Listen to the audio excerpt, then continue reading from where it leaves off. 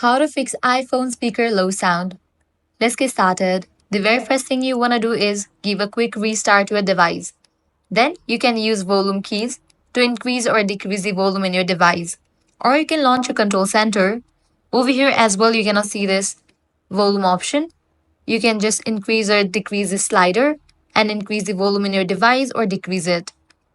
Next thing you want to do is launch your settings app. Now scroll down, navigate to the option Accessibility. Now you'll need to customize few settings.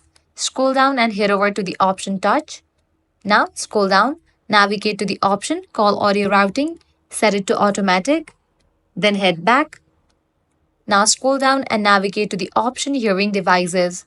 Now disable for this option Hearing Aid Compatibility. Then head back, go to the main page of settings. Now navigate to the option Sound and Haptics. Now scroll down, head over to the option Headphone Safety. Disable for the option Reduce Loud Sound. With these customization, you'll be good to go.